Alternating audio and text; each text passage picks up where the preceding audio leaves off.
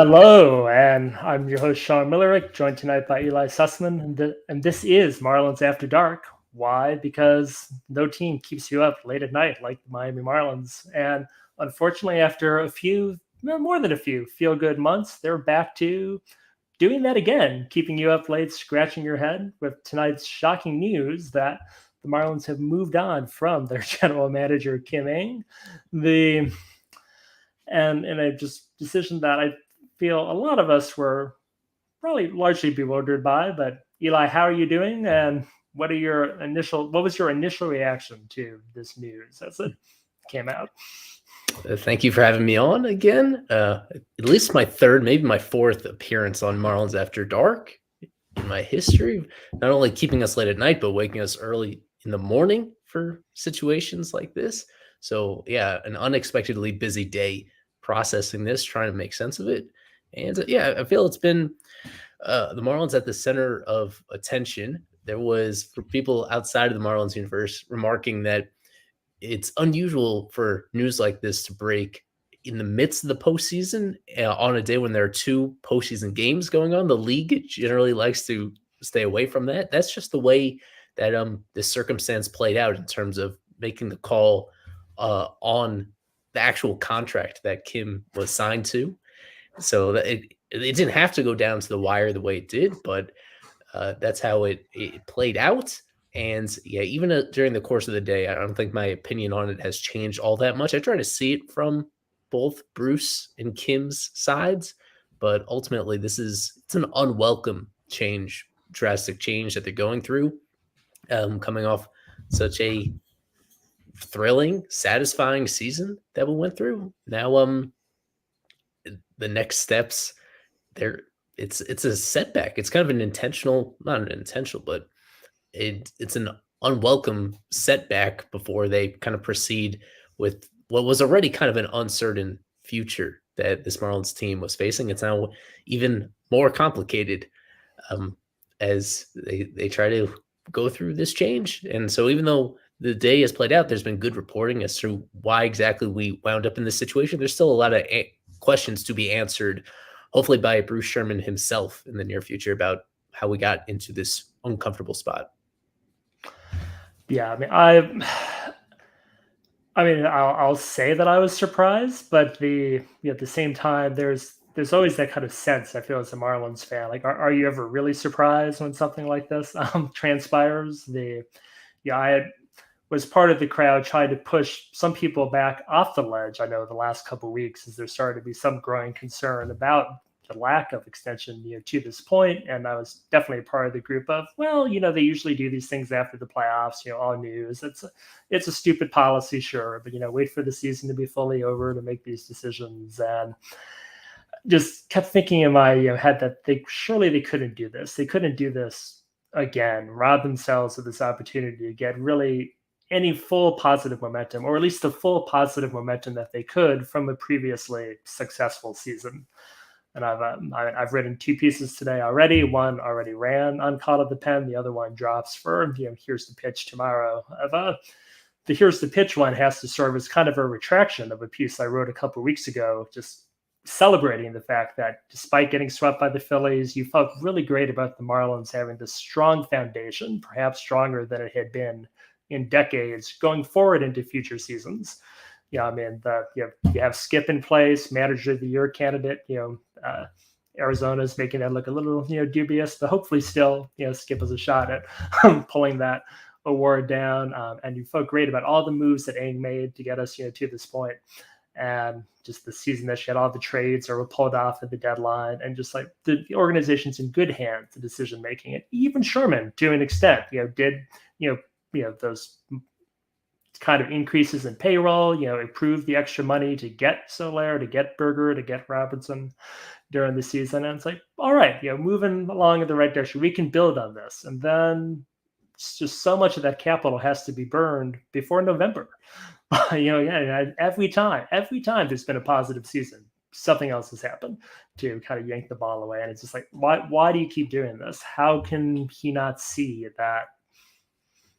Like, this is not like managing stocks or something, or like running a regular business. Sports fans are not rational people. The people who you want to buy season tickets, going forward, they're not rational beings. They stay up late at night watching things like this to scrutinize their team and weigh these decisions. And I, I just don't know how you can keep doing this. So yeah, frustrated for sure. I guess would be where I have landed initially. A little calmed down throughout the day, kind of, but maybe a little scorched earth a bit. And the first thing I wrote this morning, measured, a little more measured mid afternoon, and here just landed on frustrated and disgruntled. Certainly, there's things that I know Aang has a. If you weigh all the check boxes of her job, there's avenues that the Marlins have struggled at. They can't develop a hitter to save their lives, but um, still would have thought that maybe that's another department. Maybe that's scouting. Maybe that's player development that gets overhauled. Why did it need to be Aang?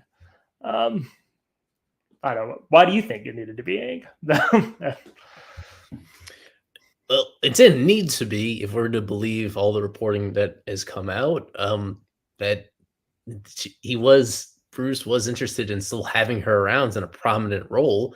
He was just he felt it was imperative to add another, I guess, experienced and really accomplished executive above her on the hierarchy in order to like keep them moving in the right direction. I don't know how much communication they had during the year. Apparently, this came up after the season. Um, it would have been something that I guess she'd be more receptive to entering the season before actually having such a successful year by anybody's expectations coming into this. But it's uh, yeah, it's what you kind of laid out there is this was not an impeccable track record that she had. And because of those issues when it comes to player development and also when it comes to spending Bruce's money in the most direct way through free agency, like her track record was very mixed and in some cases worse than mixed in certain areas. There were going to be adjustments needed to be made in this front office one way or another moving forward because it did not look sustainable. What they did this year was not sustainable as much fun as it was, and I think anybody could accept that. At the same time, this is supposed to be the ultimate meritocracy. When you win, yeah, the person most responsible for putting together that winning team, there's generally supposed to be a certain amount of respect shown to them and an appreciation shown to them because above all else, that they usually the people beneath them, the players that they acquire, and everybody below Kim, I think was kind of aligned with the fact that they were appreciative for the fact that the team won the way that it did. So when you have a good thing, you don't want to rock the boat. You don't want to sink the boat.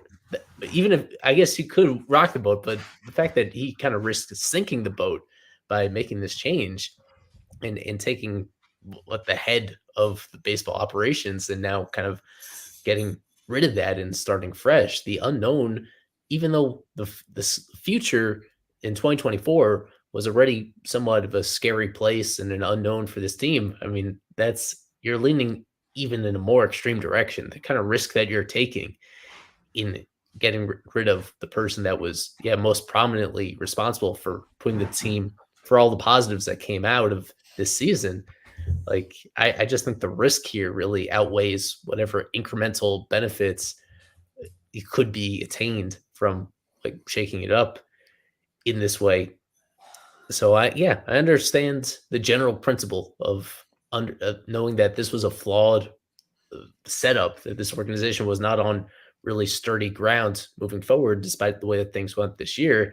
Uh, there had to be a way to address that while preserving the person that I think was most responsible for the improvement that they made in the first place. Yeah, I mean, pretty much. I mean, I think it's fair to give even some maybe like some C grades or lower on some aspects again of player development, but trades, I feel like that's an A. Getting players that kind of fit this dynamic that works so well for them, like helping build this locker room. Certainly, Skip's in there every day. He gets the lion's share there, but Kim was able to go and get these, players that were so useful. The part of I can't help but wonder about, and this is, I just hope this isn't too black helicopter tinfoil hat on it, but so one of the arguments like out there is proof that Bruce wanted to hold on to her is that this mutual option was exercised, but that option was agreed to previously. Like she had so like proved that she was worth more than that, honestly, like on the market. And I'm just kind of finding myself wondering, like, all right, so that's just kind of like a surface gesture, right? Like, why would she accept just a 1 year extension? Why would she Right. operate this season underneath Yeah, those the conditions? fact that the team statement even bothered, like, to reinforce the idea that she declined the option, that it worked in that it had a decent portion of our audience. If I was to, like, guesstimate, I'd say at least 10%, maybe as many as 15 or 18% of the audience perceived that to think, well, she left them. This was her moving on No. from this organization. She didn't want to be here. No, that was just a formality at the end. No, neither side. The mutual option for an executive contract is just as useless as a mutual option for a player contract. Those are never picked up either way, either. Even though what they represent, understandably, that both sides are unsure about each other, but it never really aligns that way. And it just doesn't make any for somebody in her prominent position working on a 1 year deal. Neither side really would have wanted that, regardless of how this year went. So it was just a formality at the end of it. That I guess it does a little bit of work for the team on the PR front, making it seem like she was the one that was ready to move on. And I mean, that's just the reality is that it was on both sides. The fact that Bruce was that he I don't he had this idea that she still had more to prove, or that she was he could find somebody else that was more capable of making the lead baseball decisions, and that she certainly felt that she had shown enough this year to continue doing that. Just that the matter of just continuing to do what she had already done, whether that came with an elevated title or not. Yeah, the whole principle that he was pushing to have her drop from number one in the decision making rankings to number two, and what effectively would have served as a promotion. That's Yeah, that was kind of an irreconcilable difference. And I don't know where that disconnect really came from. So again, that's up to him to address more specifically. I don't think his statement really answered much of No. anything. And the actual transaction that was made with her declining the option, I don't think she was eager to leave. But understandably, with at least one big job open in Boston, and I guess you could call that Mets job a pretty prestigious number two job. If she's going to be a number two somewhere, better to be with the Mets than with the Marlins. Perhaps that's a little debatable, You but get to yeah, stick it to Bruce if you take the Mets job more easily right. than the. So yeah, I wish her. We've already done so, but I obviously wish her success wherever she goes, and whether it comes this off season or if it comes the subsequent off season, she is going to be in pretty high demand to fill a similar job to what she already had. So the Marlins better be willing to.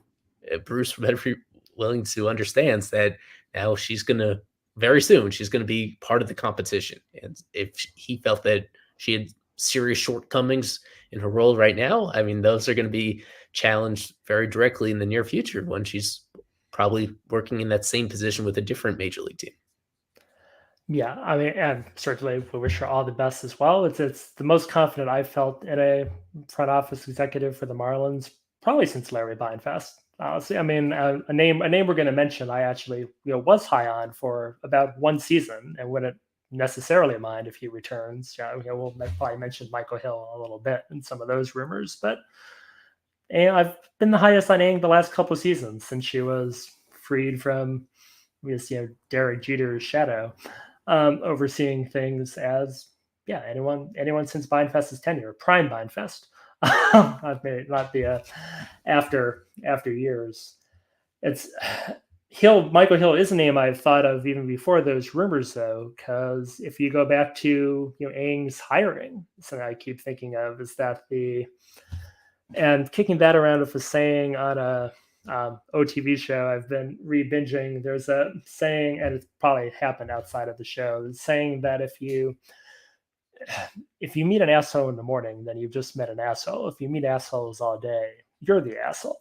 And it's going to and just thinking of Sherman's reaction with these GMs who have kind of decided to bet on themselves and have had these wildly successful seasons. Hill is nearing the end of his tenure with the Marlins, entering 2020, and the Marlins made the playoffs in a greatly expanded, watered down format that no one likes to really count. Sherman likes to count it though. He was the owner while the Marlins made the playoffs in 2020, and Hill really put on a kind of amazing performance that season with the team as a COVID outbreak at the start of it, all the transactions that needed to take place to get a competitive team that was successful on the field. Team makes the playoffs, and then again, oh, we're moving on from Hill, and then Derek Jeter is kind of there to take that bullet.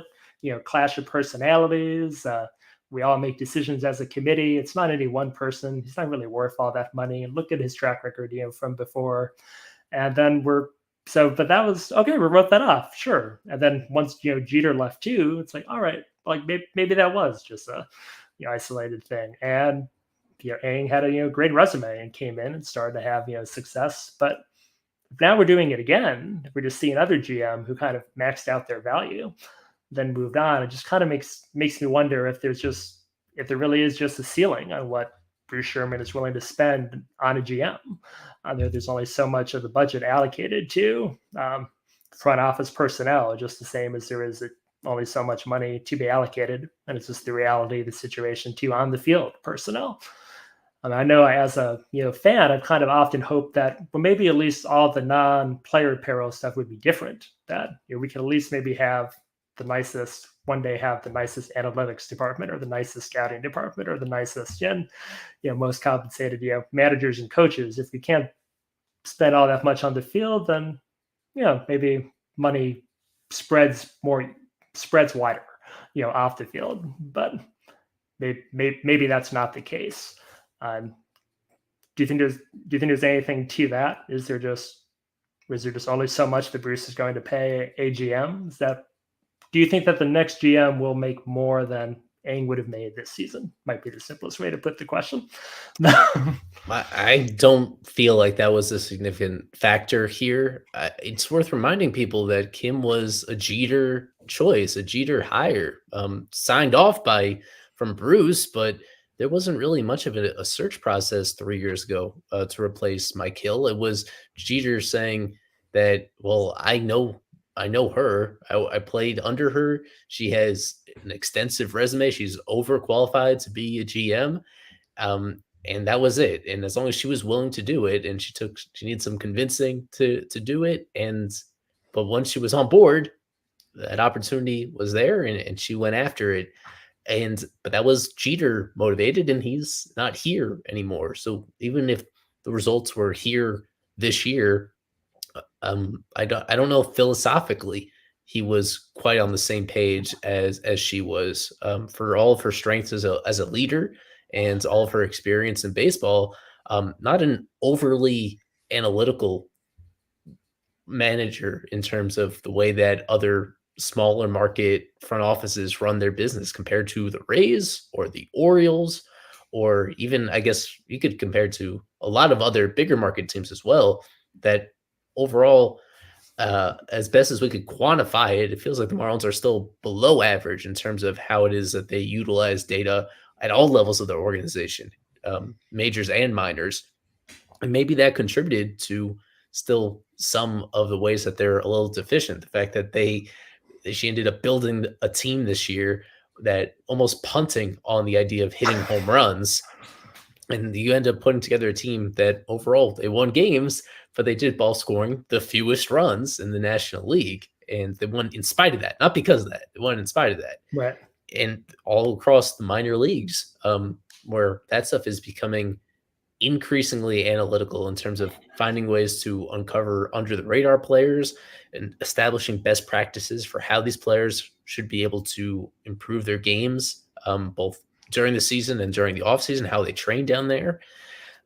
And there's really no way to sugarcoat it how poorly things have gone in terms of developing hitters, even when they've had such high draft picks.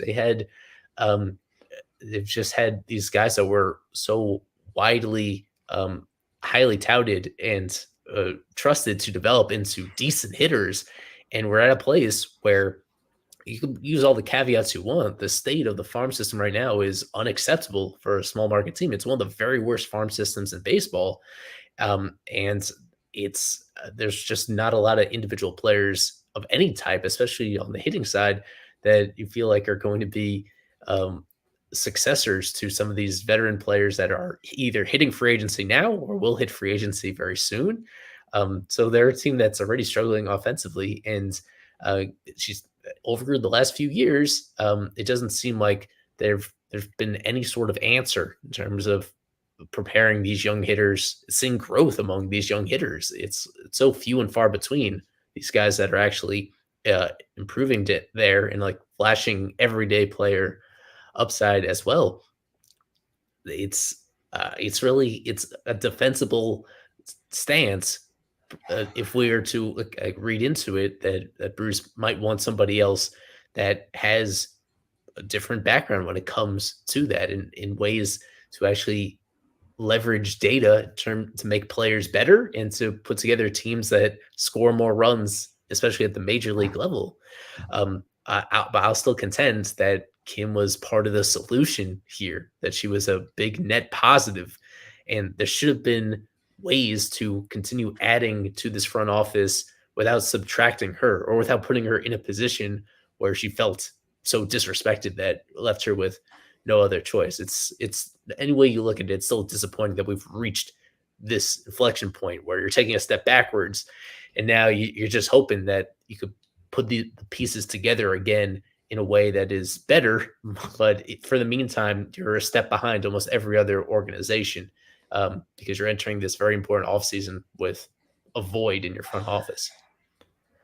Yeah, I mean, I wonder if this could have been avoided as simply as, so if it was going into this season, if it was a mutual option for 2024, if like they could have just had to start before opening day 2023, just, if they had offered then to, how about we just guarantee that for 2024? We just guarantee that extra year.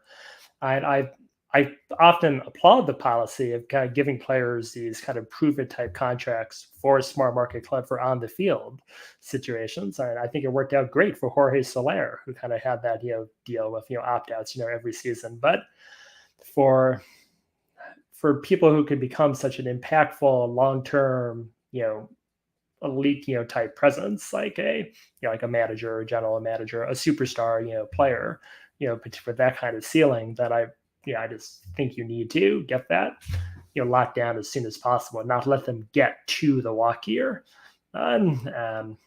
Just wish it could have been avoided. They could have just, I don't know, why is DJ Savilik still employed, or or they could have other positions that could have been replaced or shorn up than this. But it's unfortunate. Do you? So I think we've covered, I guess, what would have been my next question of if you agree with this. I mean, we both seem to be on the same page that it would have been best to retain her in some capacity, that there was some way to work around this while still addressing deficiencies. What would have to happen to, I guess, sell this now? Like definitely shoring up these problems ultimately does have to happen, like you said, for a small market team. The 2026 Marlins would have been in trouble if nothing changed, going forward in terms of drafting and development. And also, if whoever is hired, if the Marlins go on to improve and make the playoffs again in 2024, if the Marlins are 14 games over 500 again at the 2024 All-Star break, then no one's going to give a shit about this anymore. We're going to move on very quickly. Impassioned fans, writers, followers. But what would have to happen, I guess, between now and opening day for you to be, sold that And I guess I'll ask this in two parts. What would sell you, and what do you think would sell the average fan or the average Joe who might go to baseball games in South Florida? That things are fine, things are going smoothly. Like what's the hire that would accomplish that for you? That's a great question. I yeah, I don't think promoting from within would suffice. They have three assistant GMs in Ozzo Campo, in Dan Greenlee, and the current interim GM is going to be Brian Chadden. So I don't think any of those guys are the answer as the lead decision maker. If we are to believe that Bruce recognized some fundamental issue with the way that they were currently trending, I don't think promoting from within is simply going to accomplish that. So it has to come from outside the organization. Um, I don't know if it necessarily has to be a prior GM. I think there are just surveying the league. There are a lot of interesting assistant GMs on other teams or vice presidents on other teams that bring interesting things to the table, and I think you could be excited about them depending on what direction they go there. So yeah, I wouldn't say that there's any one particular candidate that I'm super laser focused on. I think the name that you'll see brought up most frequently by in speculation is Sig Mejdal of the Orioles. He's their main analytics guy, having Okay. previously been with the Astros. Looking around the league, I think you want to focus on teams that seemingly have put together their own sustainable path towards success. So whether it's the Orioles or the Rays or the Astros, um, or any of a few other organizations that seem to have figured it out, like in terms of how to create this assembly line of exciting young players, and a lot of whom have had success translating to the big leagues. And any of those people that seem to be blocked from being a GM on their current teams, would still have that seem to be ready and have worked under the tutelage of effective GMs that that have shown that they can get a lot done with relatively limited resources. There's a lot of candidates that they could go in that particular direction with. I would, and I don't know how transparent the team is going to be about that, but assuming they do go with somebody like that, and it is somebody that's a little bit more analytically inclined than Kim would be, the support has to be there for Bruce in order to actually pay the people, the additional front office manpower that that person wants to take with them when it comes to either employing more total analysts in the organization or employing both more analysts and more scouts, or if it comes to investing in other technology that's utilized in the minor leagues to better develop those players, buying certain cameras, buying certain Right. evaluation tools. And yeah, so there's only so much of that we're going to actually find out about and be able to like put a number on and be able to actually like notice that's different, that's different, that's different. Um, having like going down this direction though, it's going to be more about just one addition. It's going to have to be that bringing that person and the rest of their posse, or bringing that person and trust that they have an ambitious plan to address whatever it is that Bruce felt was deficient with his current front office, and that will, I think, inevitably require somewhat more of an investment on his front in order to bring in all those kind of ancillary things to build this out. So yeah, there's a few different directions that they could go to feel satisfied about. In terms of from the fans' perspective themselves, coming off the season that they had, you can't go like full throttle into a rebuild right now. There needs to be you need to be creative, but creatively pursue immediate upgrades as well, or retain some of these players who are potential departures in order to give this team a fighting chance to repeat as a postseason team. Um, so that doesn't necessarily mean having to increase payroll again. That'd be a great sign from Bruce if he does do that, and payroll is even higher going into next year. But it's a tough situation because no matter who they bring in, they're not going to magically bring in they don't get to bring prospects with them from their previous organizations like in their Right. suitcase. You need to actually give up something to get those I was as really well. hoping Ocampo would be able to do that, but Right. just Yeah. didn't appear to work out that way. Yeah, yeah. So the way that I see it's the path to being another 84 win team next year, or anything close to that. It's going to require, I think, it's going to require increasing payroll even more. But I have to be open minded that maybe they do find creative ways to make upgrades without spending money on a ridiculous level. Either way, they need to.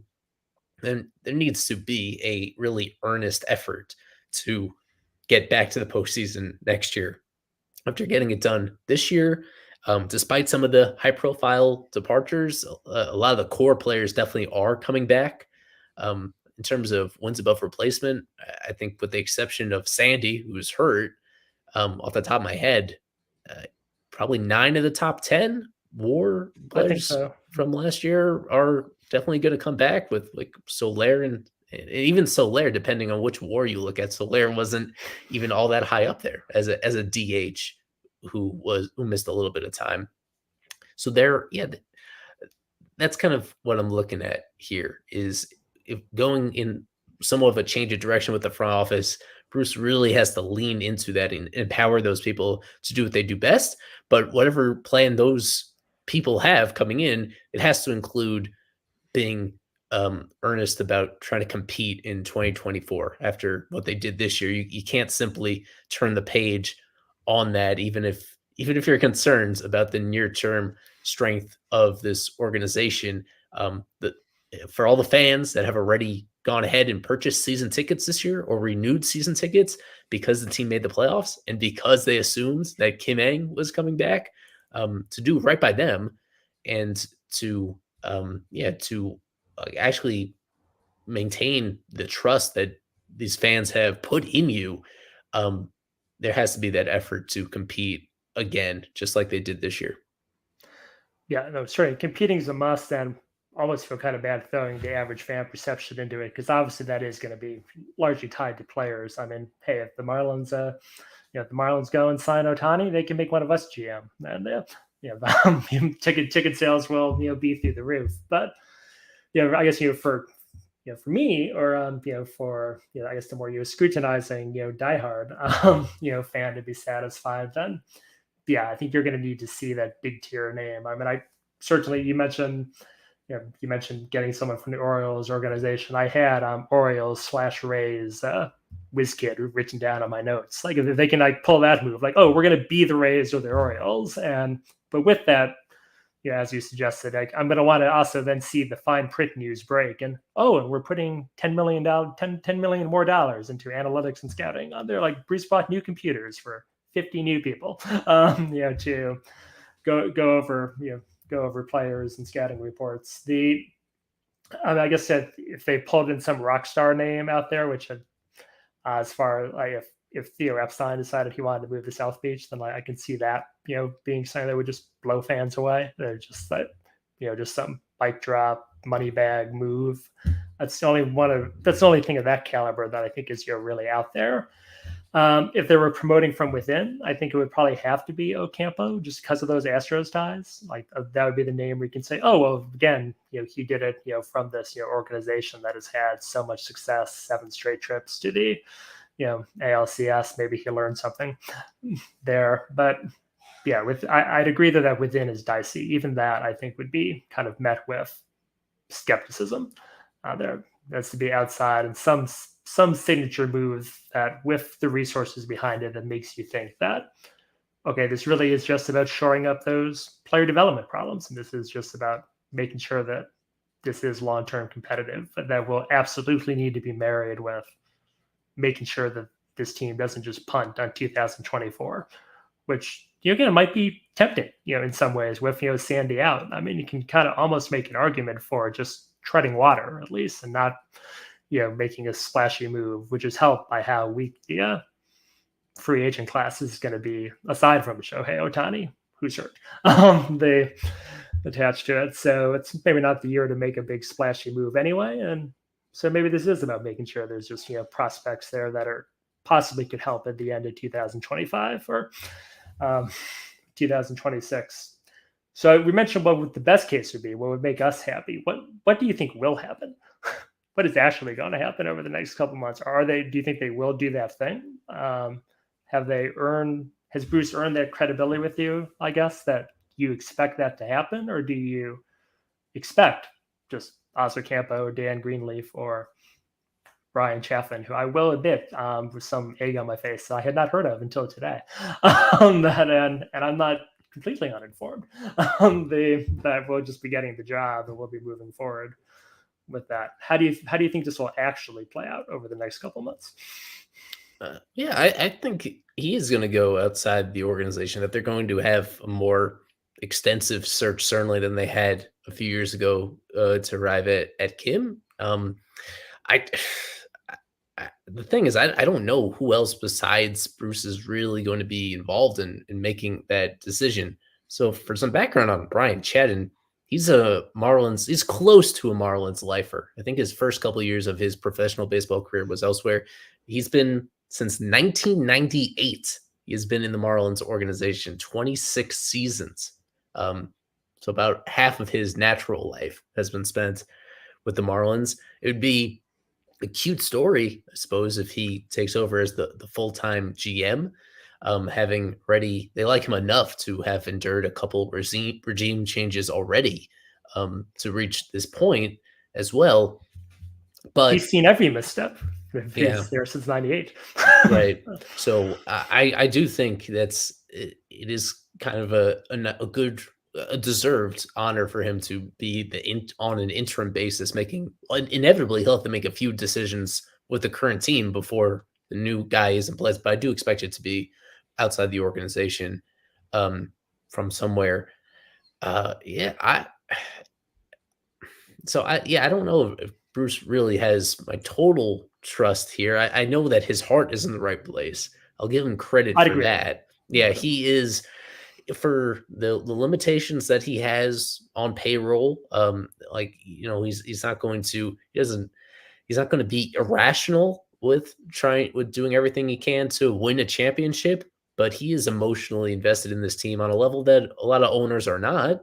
Um, and I think you like to see that he does want to get this right. Um, and yeah, he just apparently had a conviction that the current setup was not going to be sustainable moving forward. Um, so yeah, he'll try to figure something out. As I think my video froze for a moment, but as long as my voice is still here, I'll finish my Yes. point.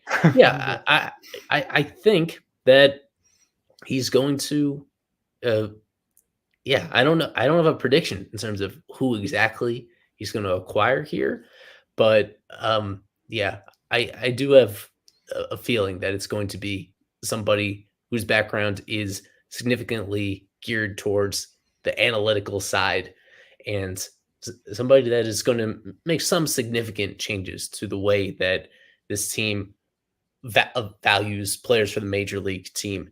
And so, yeah, I think there are going to be some intriguing differences to the roster next year, but ultimately it depends on what budget he sets for them to make those changes as well. That's still kind of an unknown here, as to whether he wants to reduce payroll from where it was, or whether he just wanted somebody else in place before loosening taking the training wheels off and actually increasing payroll. Maybe he simply just didn't believe Kim was the right person to handle that responsibility, and he wanted to have his own guy or girl in place to do so instead. So it's going to be different as well.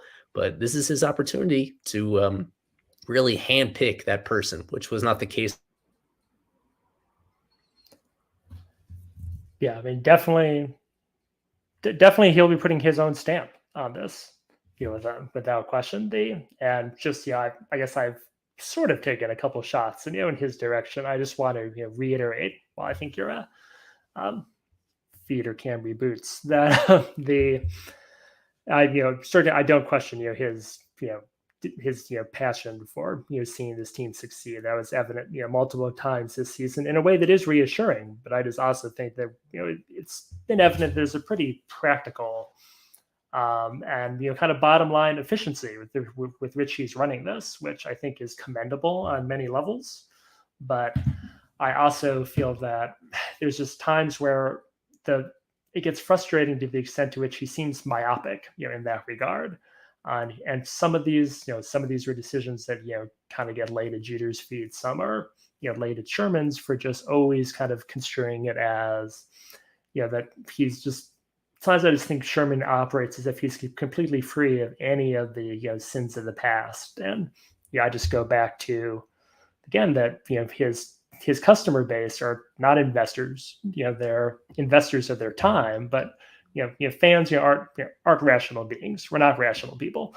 Doing this, following a team this closely, and that the people who he's counting on to financially support this business venture of his just every time there's every time there's a misstep, they're keeping score. Every time that just always seems like this one step forward, two steps back type situation. At the end of the day, it's just going to be about making sure the 2024 team is better than the 2023 team, in which and that can certainly happen with spending less money. The Marlins can make the right trades for the right prospects, this time around, unload some payroll, hit on some developmental magic, and churn out the next superstar. That is, there's a greater than zero possibility of that happening. But at the moment, today, Monday, October 16th, there's I think just frustration is the takeaway of most fans. But last part I just want to touch on is we've kind of danced around it, but how do you see this as impacting the 2024 offseason? Again, that kind of most important chapter in making sure 2024 seems to be seen as a step forward from 2023. So, I mean, the only recent comp that comes to mind that really sticks out is actually where the Astros were at this time a year ago, where the Astros made it to the postseason, and they made it all the way to the World Series, and people assumed that they would find a way to retain their GM, James Click, but due to what was a personality conflict between him and Jim Crane, they go into the offseason. They keep him hanging for a while. That's what made that situation unusual. They went deep into November without That's right. clarity as to what was going to happen with him. And then I think right after the winter meetings or right around the winter meetings is when they finally say, we're not bringing you back. And they start a search then. And they went through most of their offseason even without a full GM. So that was an extreme example. And in that case, their owner, Jeff Crane, like he didn't slow down. He made some pretty big commitments and big decisions even without having a GM in place or just having an acting GM at the time. I don't think this search will go on quite as long, but they're going to, I assume, a significant part of the offseason is going to be passed before they actually get this new person hired, and more importantly, before they actually get settled in. Even if they hire somebody relatively soon, it will take a little while before they're really they're familiar enough with the state of the organization in order to make significant decisions on their own. The first milestone that comes to mind is Jorge Soler, where we expect him to opt out of his deal.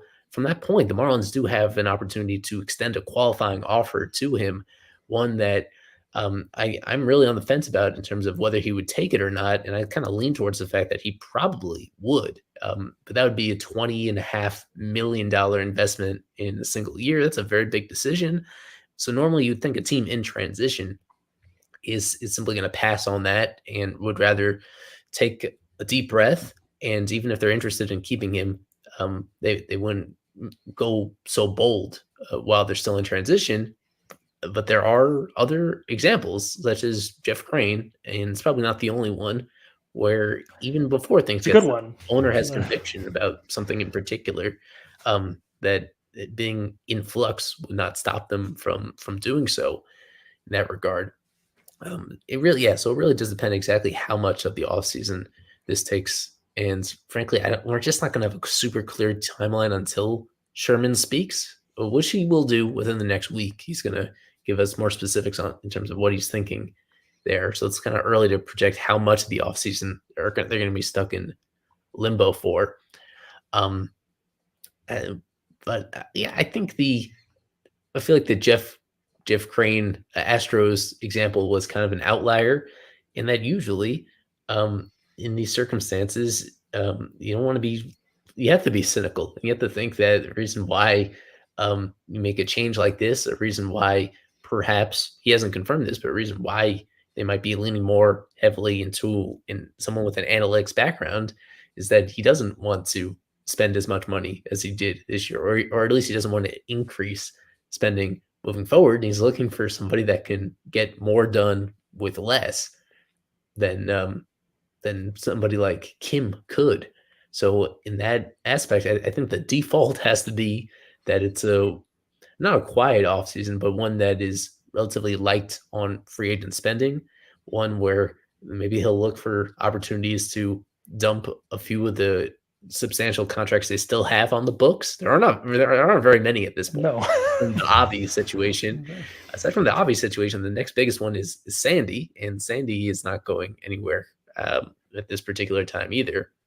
So yeah, so the operating assumption is a big word. I think the best guess is that this is going to be an offseason where they are quiet on the free agent front. And if they are going to make significant headway to address their two or at least two big elephants on the roster at shortstop and catcher, if they are going to address those, they'll do so via creative trades in order to improve there. So that is, yeah, my best guess is that it's going to be another offseason where they try to make these splashy trades like Kim used to do, except they're doing it with less prospect capital than they've had in many years. So I'll be curious. Yeah, it's a big question mark. Even if Kim was staying, there just was not a clear roadblock to address those two big voids on the roster at shortstop and catcher. And I don't know of anybody that they can bring in that magically makes those problems easier to address.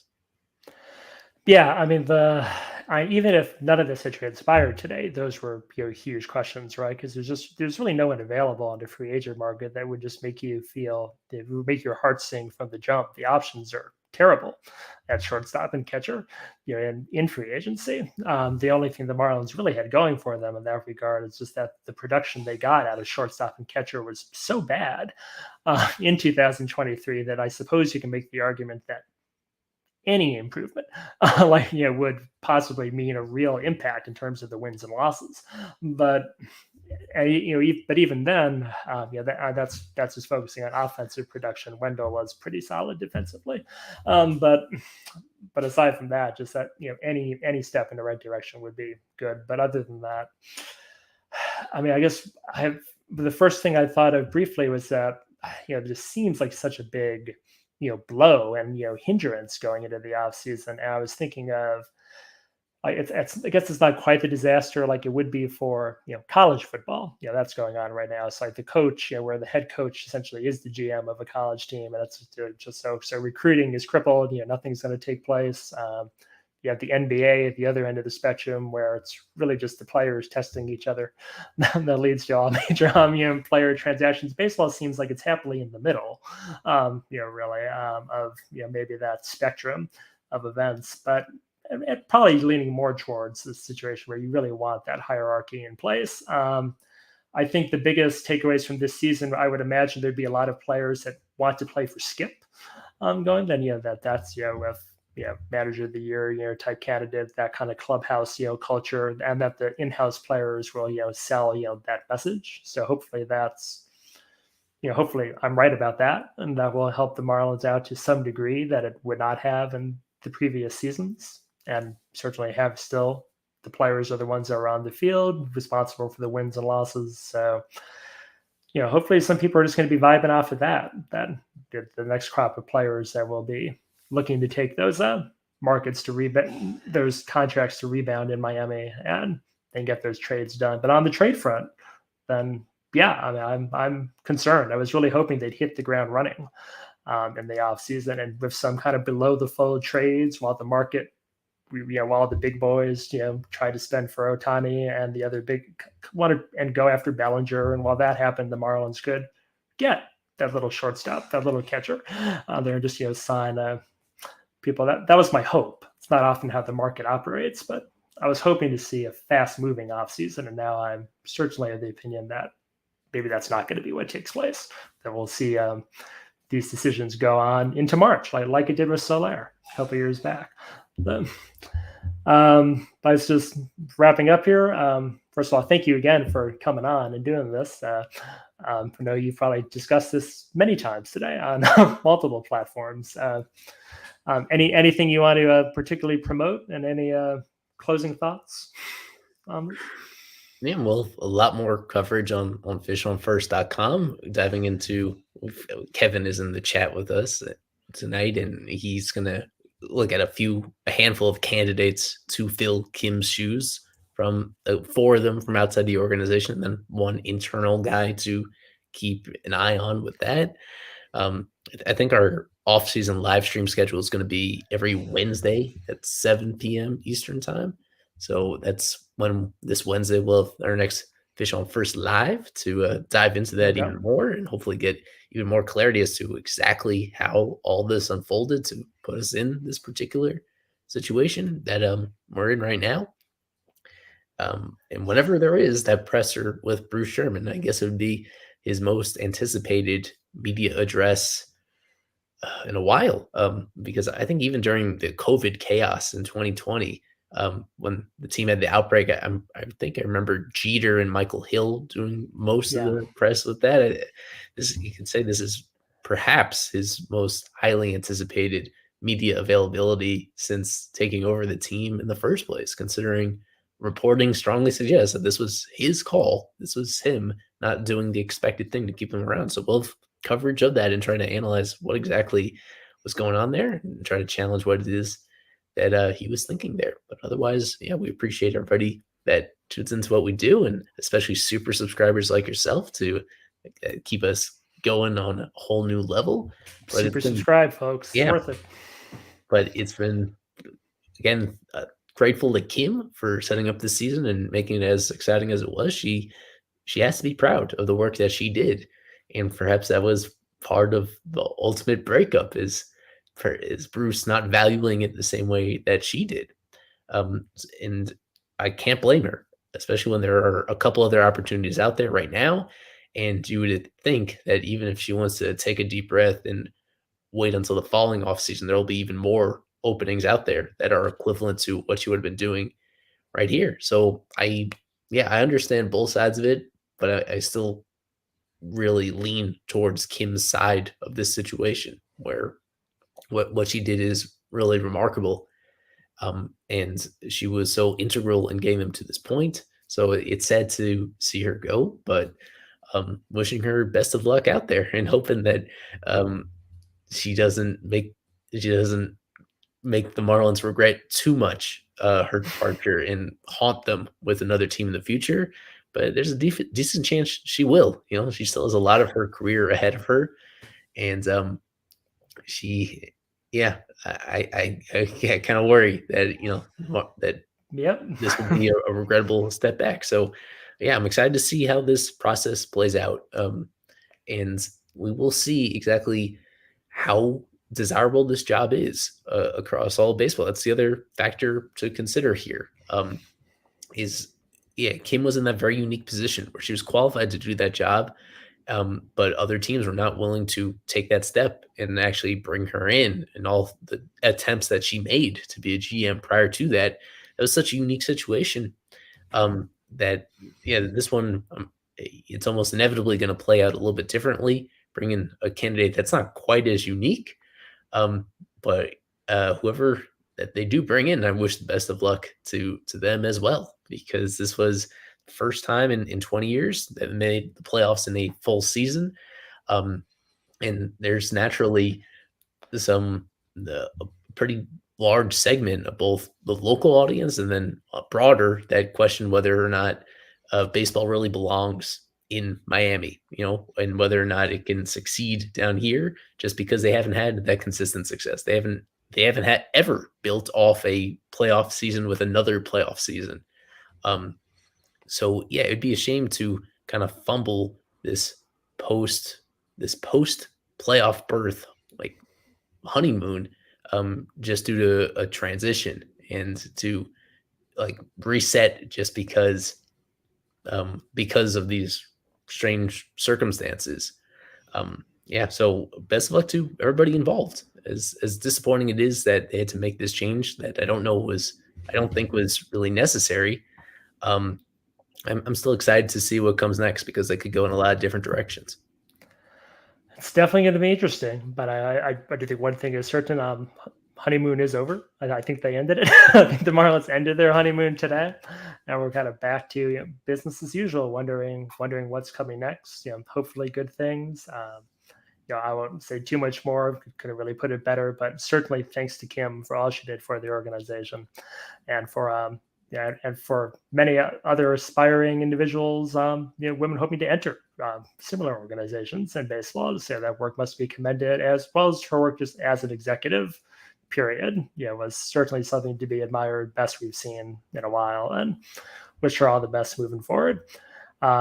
Stuff for me to promote. I mentioned again, I've got a couple of pieces out on Call to the Pen right now. I have a piece dropping with Here's the Pitch tomorrow. And I imagine just many other things will unfold as there's suddenly a lot more Marlins news than I was expecting there to be at this point of October. They'll be coming out over the next couple of weeks. But I'll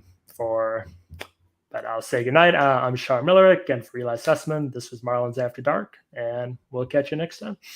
Go fish.